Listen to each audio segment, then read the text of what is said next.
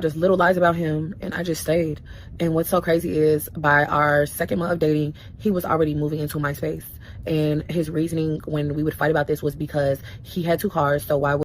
Hey guys, welcome back to All Things Jenny. I'm Jenny. Mes amis, Tifia blind, Tifia blind. The girl is blind because there were red flags smacking her upside her head from the beginning of the... Do something with it. It's just money coming to me easily. Money coming in and needing me. Money coming in repeatedly. Money coming, it's just money coming. It's just money coming to me frequently. Money coming in to be with me. Money coming in secretly. Money coming, it's just money coming. It's just money coming to me always. Money coming in all day. Money coming in all pay. Money coming, it's just money coming. It's just money coming to me frequently. Money coming in to be with me. Money coming in secretly. Money coming, it's just money coming. It's just money coming to me easily. Money coming in and needing me. Money coming in repeatedly. How many stories or parts this is gonna be, because it is a lot. Okay, this year was crazy. Now we're gonna start with how it all started though. My life was going great until I met this. Now it all started in March of 2023. I met this guy. He came flying around the corner in his Porsche, looking good. Car was looking good, and I was delivering some wine because I have a wine business. If you didn't know, I'm gonna tell you about that later too. My wine is getting dropped off to this guy who ordered some bottles. This guy in this Porsche pulls up on the side of me like, "Hey babe, can I get your number? Can I take you on a date?" And here goes my stupid ass. "You can, yes you can. But wait, can you buy some wine?" And he's like, "Yeah, you sell wine?" I'm like, "Yeah, I got my own wine company." He's like, "Oh, okay, that's dope. You know, yeah, give me 2 bottles." Got my stupid ass. I give him 2 bottles. He give me the money. Thank you, supporting my business, you know, blah, blah, blah. Looking like a goofy. Not knowing that this man is gonna ruin my life. If I would have knew he was crazy, how he was crazy, I would have ran the other way. That's why, ladies, if you're dealing with an ask the baby mamas how it is, because don't lie. You got some that do though, so be cautious. But this man was just so nice in the beginning. Like, I swear, he got me, y'all. I got into a car accident just in a week of us talking. I was on the phone with him, and my car got hit by someone who ran a red light. And I could have died in that accident. My car was entirely total. Like, the windshield was cracked down the middle. Like, I was really in a bad state. I couldn't walk. My entire body was bruised up. Like, I got hit really bad. Like, I went to the trauma unit. This man went with me to the hospital in the ambulance. My mama was there. They wouldn't let him or my mama to the back of the hospital. They're like, "No, you guys gotta wait." Y'all, this man did not leave my side in the hospital. When I woke up, this man was still in the hospital with me. And me just being a girl, I'm like, that's my husband. Oh my God. He's not waiting in the hospital with you. Like, I was definitely trauma bonding. And thinking back on it now, it's like, wow, I didn't see those signs, because you don't even know me for real. Like, you don't know me. And don't get me wrong, it can be love at first sight, but after just a month of us dating, it started going downhill, and I should have walked away. And that's why I'm telling any young woman that's in a relationship, once you see them signs, I don't care if they yell at you, I don't care if they curse you out, they call you out your name, they break something, I don't care if it's small, I don't give a f they break a limb. Leave. And I'm telling you that just from my experience, because I have always been the type of woman where I have always left. I always left the littlest thing. I had an ex-boyfriend who stopped to f me, and I left him that same day. And I got with this man, and I could not leave him. And I was like, oh my God, like, God, please. But let me get back to the story. After the car accident, he was just by my side. He never left my side. He just was there for me, like, there. And he showed up. He made sure I got to my events. He made sure that I was at my best friend's birthdays, dinners. Like, he was there. He had 2 cars. And I'm like, this man, okay, he getting his shit together. You know, this man got a trucking company. He in fact did not have a trucking company. That was a lie. And I found that out later down the line. The lies just started to come out. And when I started finding out the truth, I should have walked away, and I did not. And that first month, we got into an argument, and I told him, I just want to be single. I don't think this is for me. Because I knew that I wasn't supposed to be in a relationship, especially the way that it was going, only in a month. And I stayed. And I honestly feel like a part of me stayed because of that car accident. I felt like he never left my side, so I feel like I should give him another chance. Don't feel like that. If you feel like that for any reason, if they're helping you, you can do it by yourself. I will help you. But the first time we got into an argument, I told him that I didn't want to be in a relationship no more. This man punched my TV. He punched my TV on my wall and ripped that off of my wall and stomped on that. I got up and I was like, because I was in the other room, I'm like, did you just break my TV off my wall? And he told me, and this is when I should have walked away, yeah, you don't break up with me. And I was like, wow. And I still have the videos, and I look back at them on the days when I miss him, because nobody that loves you is ever going to treat you like that. But let me go ahead and tell y'all the rest of the story, because it gets worse. Now, when I say shit gets worse, I started finding out just little lies about him, and I just stayed. And what's so crazy is by our second month of dating, he was already moving into my space. And his reasoning when we would fight about this was because he had 2 cars, so why would I go get another car if we're boyfriend and girlfriend, and I could just use his cars and he could just live with me instead of paying rent at his place, you know?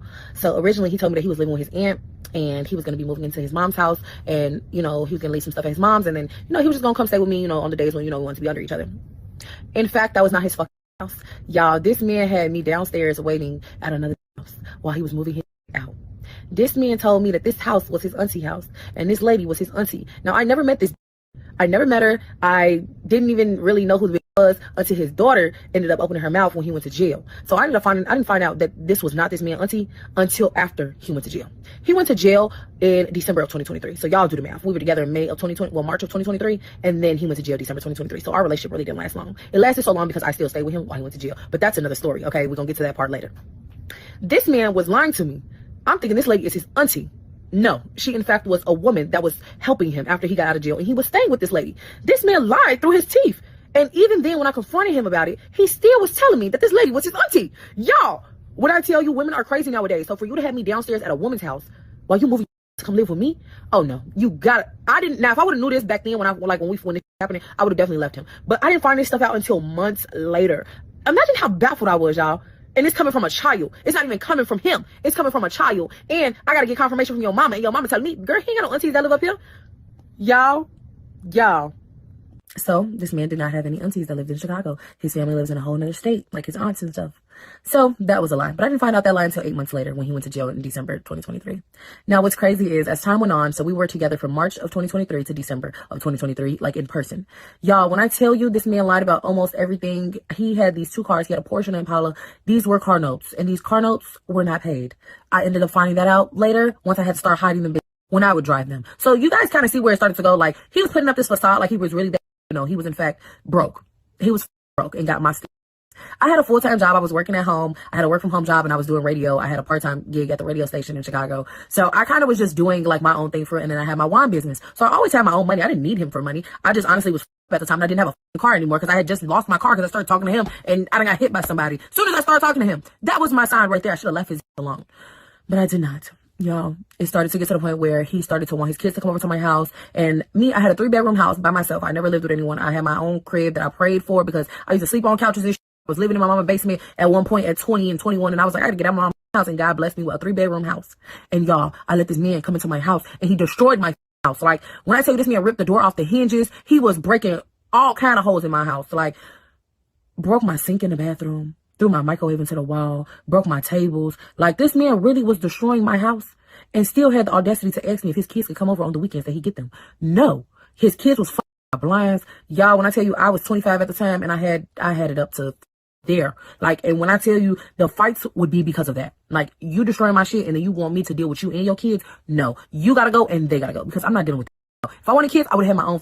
I'm 25 and I don't got time for this shit. Y'all, I say all that to say I still say we listen and we don't judge. But I'm gonna give y'all part 2 now. My hands are all ashy. I had to put some oil, and of course I lost some nails, so I ended up saying, I was going to try to save my nails because, you know, I'm trying to, you know, start over. And plus, because I had the set for so long, I had to start over, you know, get a new set. So I'm like, oh, my nails are so long, I'm gonna try to save them.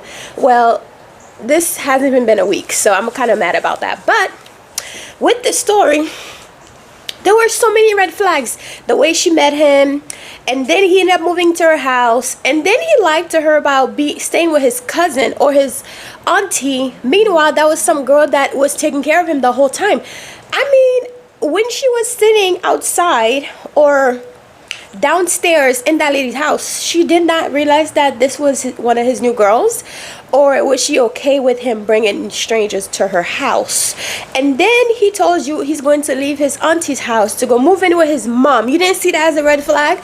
Like, you at what, 23 had your own house and this man has children?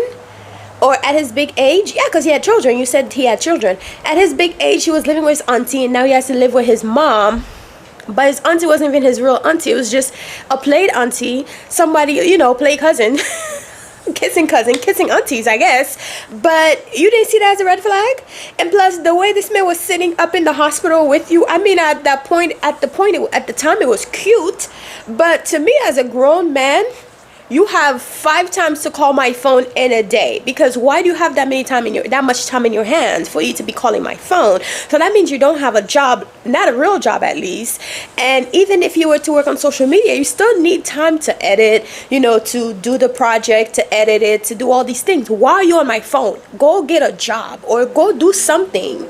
But he sat there with you the whole time you're in the hospital and you just thought it was cute. I mean, at first, at my young age, if I was in a relationship around 23, I probably would think it was cute too. But honestly, right now, nowadays, I don't need no grown men all up in my face, because why are you so free all day long and not do anything?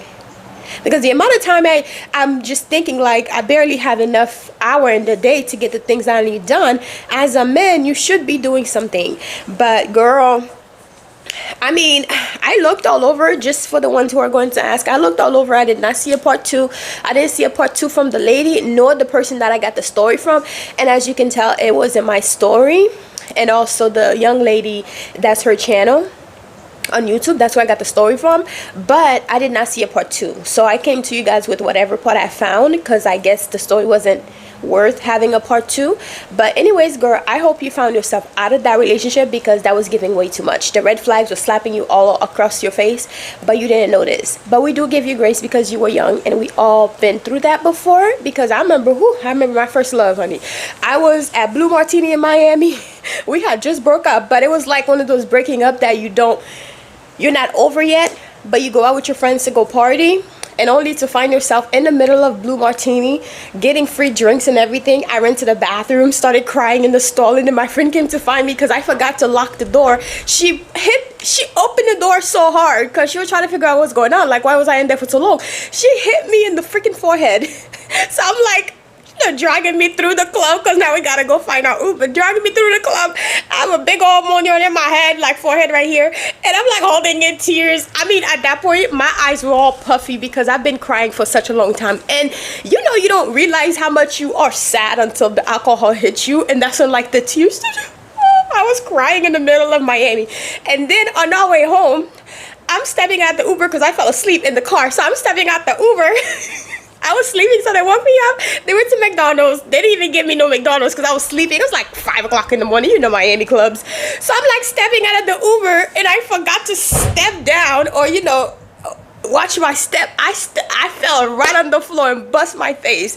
And that same exact night, my girlfriend almost drowned in the bathtub because she went to take a shower, and then she fell asleep in the tub while the water's falling. The water's falling on her. This girl almost drowned. We all had to basically drag her out of the tub, butt naked. Liz, girl, if you ever see this story, let me know if you ever remembered. And then the next day, yo, we had the best of time in Miami, yo. Ooh, our 20s were a lot of fun.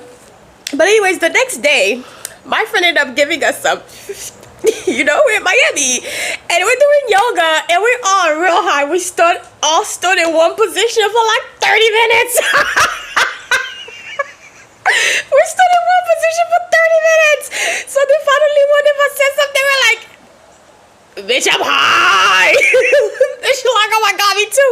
But that's because the night before we went out to Miami, we took a nap, right? I mean, before we went out, when we were in Miami, that's why we ended up going home at like 5, because Miami clubs really don't close down for real. I mean, it'd be like 7 o'clock, that's when people are leaving, 7 o'clock in the morning. But anyway, so the night before we went to the club, we went to Blue Martini, and then we ended up going to Club Live, but Blue Martini was after. So anyways, so we ended up taking a nap around 11 p.m. That's how you know it's a Miami club, because we were taking a nap at 11 p.m. So we woke up at like 12-ish. We took some energy shots, you know, to wake up. And then finally the girl was like, oh, you want to try some? You want to hit some? So I'm like, sure. So she had one of those gas masks. It was like my first time ever trying it. So then she had the gas mask. She gave me the gas mask. I was like, I hit it, but I said, I'm not getting high, right? So she gave me the gas mask, so I tried on. Then I'm sitting there watching SpongeBob. I was sitting there staring at the screen for almost 45 minutes. Because the whole time I kept saying, I'm not high, and everybody kept saying that they're high. But I'm like, I don't know what I'm supposed to feel, because it was like my first time. So I'm like, I don't know what I'm supposed to feel. Within like maybe 30 minutes, I'm staring at the phone, at the TV, watching SpongeBob. For 45 minutes, the girls are almost ready, and that's when I had to rush to go to the club. And then when we started drinking, that's when the tears, everything just started coming up. Boys, the thing I used to do for love, whew, that was the same boy that asked me to give him the money in the car so he could pay at the restaurant. If y'all want to hear a story about that, let me know, because actually he's the one that make me the way that I am, where like my heart is, you know, I'm just like, I'm a no-nonsense kind of girl nowadays. Like, you know, because I realized that nice girls finish last. And I'm just like to the point where I'm like, don't come for me no more for no advice. I'm not that nice girl. Like, I'm a girl's girl, but when it comes to men, I'm not a nice girl. Like, I will ask for what I want. I will make sure, like, I tell you, like, my thing is gift receiving, so I'm gonna need you to be giving me stuff, even if it's small, something small. It doesn't matter, but it let me know that you're thinking about me, because I used to let men use me so much, not necessarily that sexual use me, because I only had like sex with maybe 5 guys my whole life, because I actually started having sex really late, 18. And my first guy I actually fell in love with, and it was kind of crazy. It was kind of crazy because we never ended up actually being together, because there was a lot. Even though he was like in a long-term relationship, because we moved away, even though he was in a long-term relationship, this man was still reaching out to me. And then finally, when we were like older, you know, getting ready for like marriage and stuff, that was like his last relationship before he met his wife. Between that time, we ended up going on dates and stuff, and you know, he tried to make it work, but I'm like, you trying to get with me when you were in like committed relationship. I mean, you were in a relationship with this girl for 4 years, and throughout the whole relationship you're trying to get with me, which lets me know that you will do it to me when we're in a relationship. And I was like, there's no way. And then within the time that we were talking, because we went on a few dates, you know, he asked me for some advice, not financially, but business wise and everything. And he even had me pick his first car when he ended up becoming a lawyer and everything. I was like, I think you'll look good in this car, especially, you know, when you have your suit and then you got to present yourself to your customers, you got to look like the part, you know. So I like give him some advice, and he started like a whole comic book series situation. He's doing good for himself right now. He's doing really good. I think he's on his 2nd child now, which is so weird that he was even talking to me after he was married, that I didn't even know, because this whole thing happened so quickly. I mean, within like 6 months of him meeting the girl. But he was still reaching out to me while she was pregnant. I even told him, because I had a dream that he was going to have a baby boy. I didn't even know she was pregnant then. But after I found out that she was pregnant, he was still in my DMs. I was like, boy, you are too much. You are way too much, because your girl is pregnant. She is cute pregnant too. She's like one of those skinny girls that when they're pregnant, the belly's just all belly. Real cute. And I was like, not you trying to get in my DMs and your girl is pregnant and y'all just married. That's, whoa, child, this is too much. So I had to let that go. I was like, this is too much. So anyways, guys, that's my story. This girl definitely had all the red flags, and she chose to ignore them. But you know what, sometimes you have to be stupid in life so you can learn better. And I had to learn this the hard way. When I realized that I was crying, boohoo crying, I mean snots and everything at Blue Martini Miami, where all the money's at, where all the babes were at, I was like, this is too much. He was Brazilian too, girl. He had a black man. The guy was crying over, not the guy that I fell in love with. He was black. He's actually Haitian. Yeah, so that was something. He was, I see why I was crying. I mean, not him, but I see why I was crying over the Brazilian guy.